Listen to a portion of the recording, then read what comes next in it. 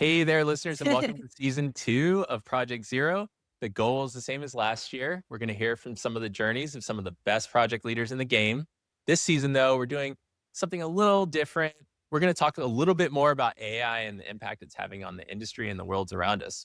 My name is Alex Tuck, and I am the host.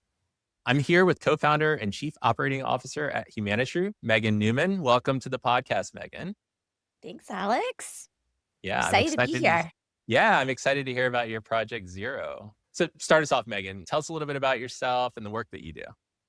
Sure. So, like you said, co-founder, COO at Humanitru, which I feel like every COO does something a little different. What that looks like for me is I oversee product and engineering, customer experience, which includes like implementation, customer success, as well as account management, and then sales and marketing, which is really cool. My co-founder is our CEO and he's technical, so we try to keep him like dreaming, and then I deal with all the day-to-day. Nice. It sounds like you're never busy. You're very bored in your day job.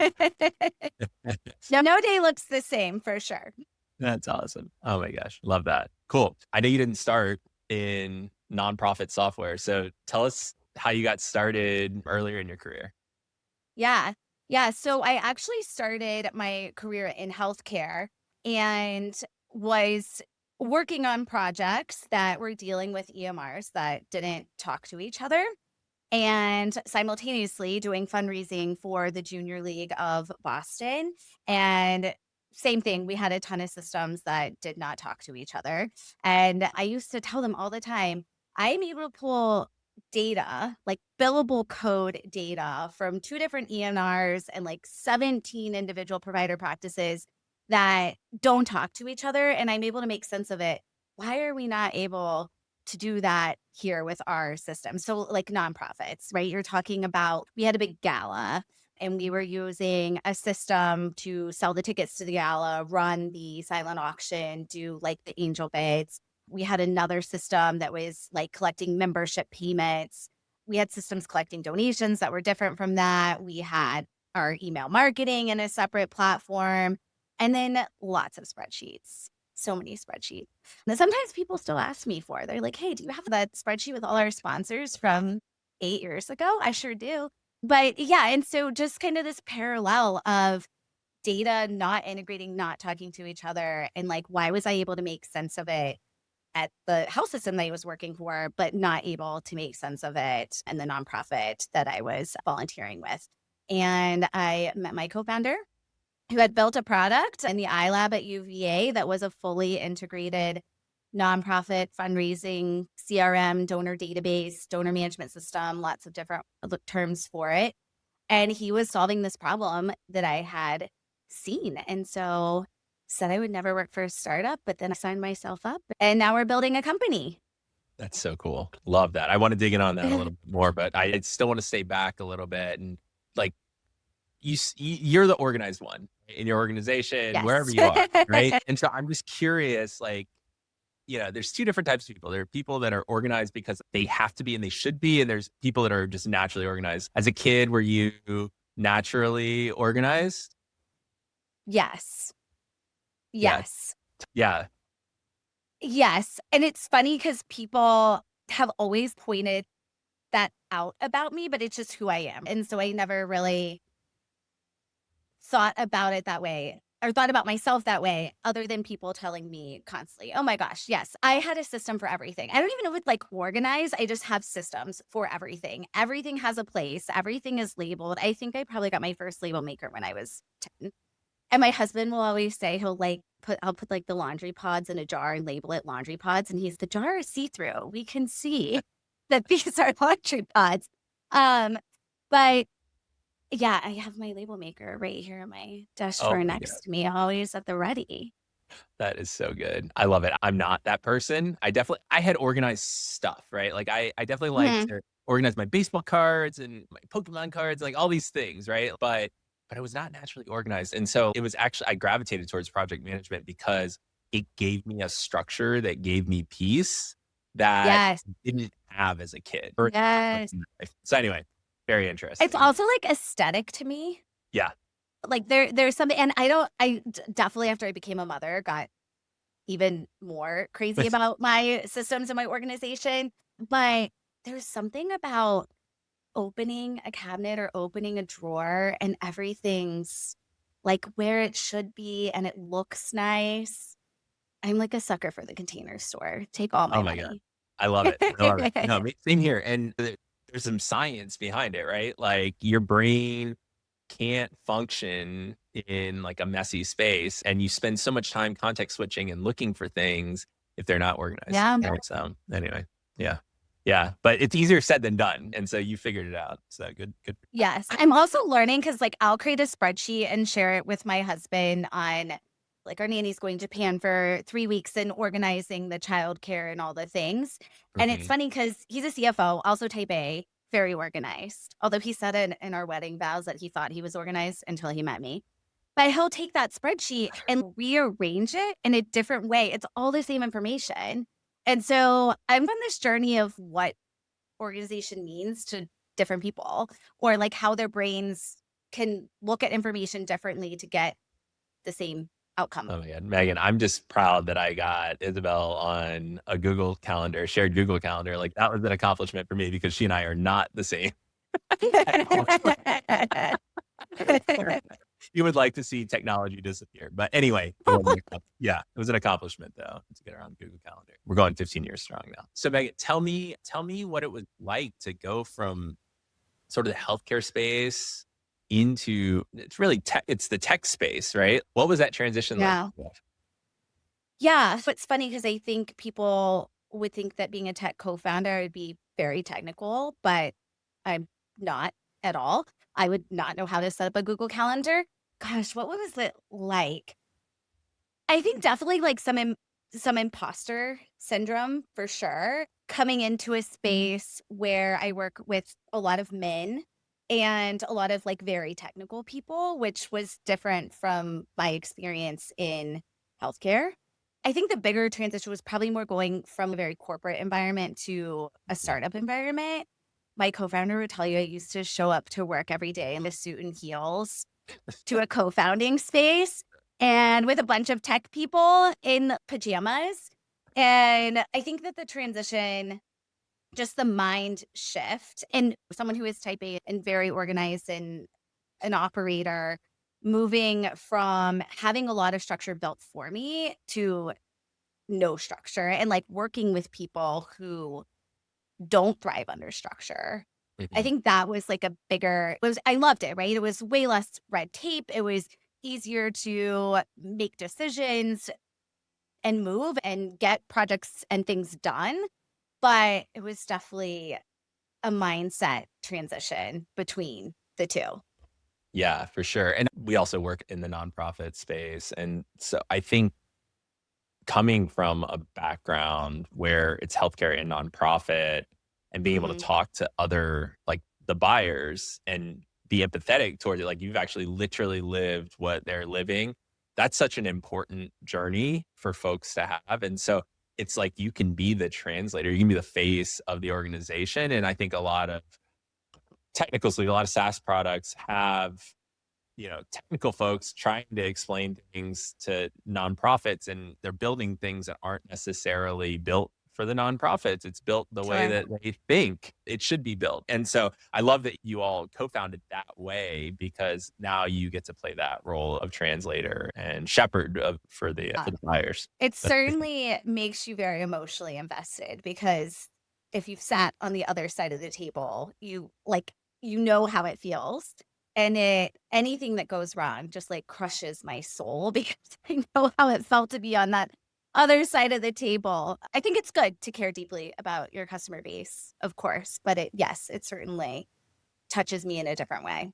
Oh my God, yeah. Like I run a small nonprofit too that I co-founded 17 years ago, and same deal. Oh my God, I have 20 different systems that I'm trying to like manage and get all the data into my one central system, and it's so frustrating. And there's a solution for that now. And so yeah, exactly. So fun, fun, good stuff. Cool. Let's get into your project zero. That's what people come to hear about. And so for any of the listeners, this is your first time listening to the podcast. Project Zero is that first project where something clicked, right? There was a really big challenge and you just figured out, oh, wow, there's a better way to do this. Or some of the Project Zeros for folks are like, oh, wow, I was doing this wrong the whole time. And then I figured out like that was the project where you figured out I can do something better in the next project. So anyway, Megan, tell us about your Project Zero. Yeah. I feel like I have two because I essentially had two completely separate careers that if you ever looked at my resume, you're like, how did you go from here to here? But so like my true like early career Project Zero was I was managing care teams for a foundation and care teams for my first one was for a quadriplegic patient and like newly quadriplegic. So we were like quite literally like dealing with transportation, accommodation. So getting them into a condo that had to be renovated for a wheelchair to be able to go into a shower. We were having to purchase medical equipment, set up a care team, implementing some technology for how to manage that care team, medication management. When you've got caregivers in and out, how do you stay compliant? The stakes are so high, right? On that kind of a thing. Or we were in Boston. They got what 30 something inches of snow last week. What do you do when no one can get to work and this person can't feed themselves? Yep. So that was like my first kind of establishing myself in learning how to manage a very complex project where the stakes were really high. Second Project Zero would be building a company. Yeah. Easy one. Yeah. Yes, like I was not like clinically trained to be a project manager or even work in operations. I did my undergrad in biology and Spanish. Love it. Yes. And then I did go back to grad school and do a master's in healthcare administration, which certainly helped. But for me, it was really just like hands-on, learn as you go. A new problem comes up. Okay, what do we do about this? It was wild.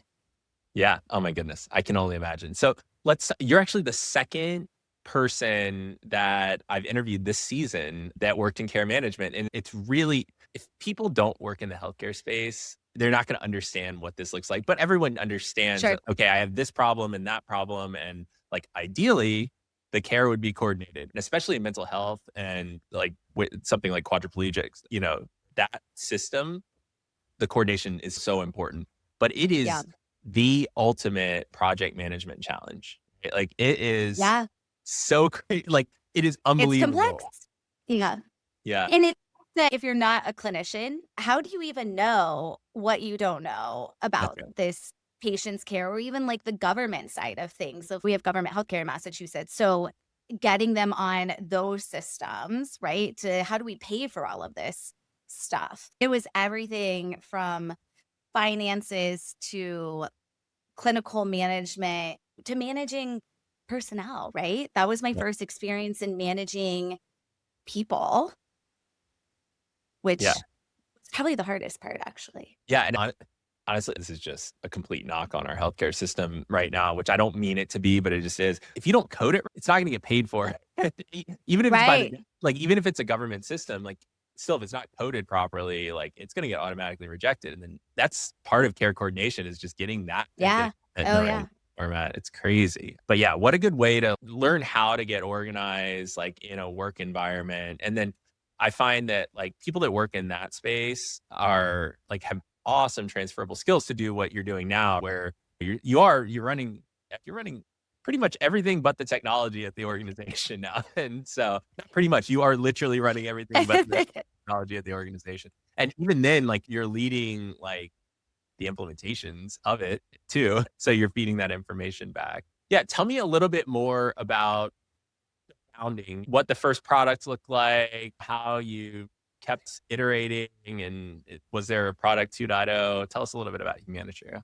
Yeah. No, we've added like features and some kind of AI-ish tools into the platform, but product-wise, it's always been what it was. My focus has been more on the go-to-market side. But like I said, my co-founder is brilliant, like a genius coder, right? So He built the product in college as a college project and then wanted to turn it into a business, which is at the point in time when we met, but didn't have any customers. And I remember I was going to do a demo and I've never demoed anything, right? Like I'm coming from healthcare. And like I said, I'm not as technical as you would think for being the co-founder of a tech company. And that night I was like, okay, we need a process for this. What is our demo process going to be? So I sat down and built a demo process, pre-AI, of course. And then we got a customer. I was like, okay, how are we Awesome. going to collect how are we going to collect payments? How are we going to onboard this customer? How are we going to how are we going to do their implementation? How are we going to train them? There's no help center while also still trying to look like a legitimate company, right? When it's just you and your co-founder doing all the work. So then I had to build a playbook for that process. And then we went out and raised a little bit of capital. And so then we had money to hire. And so then it was standing up what that process looked like, which is funny because we just raised capital again last year and we raised, no, how many, or we hired, sorry, not raised. We hired probably 20 people in 3 months. Crazy. And so it was like, okay, we need an applicant tracking system. We need an onboarding tool. We need some way to find out how to compensate people. We need job descriptions. What is our interview process? Are we standardizing it? Are we not? I read so many books, but then had to make decisions there and stand all of that up. I would love to say that I was a little more proactive in thinking these things through, but we closed the capital and first day after that, I was like, okay, we got to deploy this money. How are we going to do all this? And we need 9 new systems and 9 new processes. And you're just constantly building, Yeah, I love it. building and then executing with each new thing that passes. And we're now in a really fun stage where we've hired a lot of people from the nonprofit tech industry that have a lot of experience, both in building and executing. So now I've got actual experts on my team, which has been a big shift for me, not like hands on the keyboard doing, and actually letting these people run their teams and learning how to be more of like a coach and supporting them. It also has me doing a lot of projects because I want them focusing on like their teams and their playbooks and redoing all the playbooks that I built back in the day that are no longer relevant. And so that's what I want them focused on. So if there's any like big, hairy project, that's what I'm taking on these days. It's so fun. I love that. That is I love hearing founder journeys because it's a founder. And so Yeah. it's funny because I run a project management company, right? So we're expected to have the highest caliber project management processes. And frankly, we're small and scrappy, or we have been, and we've gotten more mature over time. But we're doing the same thing. It's like, all right, we haven't needed to have these robust processes like our clients need to have that are 200-person Right. companies. But now we do. We're starting to get bigger. And so now we need to start building these things. And it's such a fun challenge, right? But if you just treat it like a project, all right, we got to do this thing by this time. We have this budget. Let's break down the steps and tackle it. Like when you just take it bite size like that, it's really pretty easy, right? Because you just create the tasks, you create the right tasks, and then you just do. If Yeah. you don't do that, Yeah. it's ugly. It goes sideways really quickly. So Yes. Yes. Yeah. no, so tell me this. So I know that you have most of your project leaders in your organization are called product managers, and they have this like hybrid responsibility of like BA requirements gathering slash like running the Yeah. projects and the implementations. Tell us, like, what do you think the number one skill is for those folks? Critical thinking. Okay. And I am like always in awe of our product managers, which similarly operate as they're essentially leading lots of projects, right? A feature build is like a million pieces that have to come together within a time frame and different contributors. The critical thinking side of things, right? Like when they're writing specs for an engineer to build a feature, right? They're doing user interviews to make sure that what we're building is going to be meaningful to our customers. And like you brought this up earlier, like actually being customer led versus just building what you think people want or what you think would be helpful. Mhm. And they're taking like this very human experience and turning it into technical specifications for someone who is very technical to build. And engineers are so Yeah. literal. Yeah. And so like you have to do all the critical thinking skills or critical thinking for the specs. And I am always fascinated that they are able to think of every which way and something could go wrong. So the engineer can build in these stop gaps to make sure that that does not happen. Love it. And that is like the most fascinating. I think it's the most important thing that they do, but it's also so fascinating to me that they're able to just think in that way. Like, what are the implications of we could build this feature 100 ways? What are the implications? What are our customers going to actually adopt? We talk a lot about putting AI into our system. And when we do user groups or we have a customer advisory board, and we're dealing with fundraising, right? So fundraisers, their job is relationships and communicating, right? Talking to people, having coffee with people, writing letters, putting campaigns together, things like that. And they they don't feel warm and fuzzy about AI. Yeah. They really don't, and they don't necessarily feel like it can do things better than they can. And so for a technology company, thinking about like how AI can actually be meaningful and then what our customers will adopt, which there's just so much critical thinking and translating that goes into that for our product managers. And I'm just blown away by how they do that. Yeah. Yeah. Product managers are like really good product managers are really hard to find.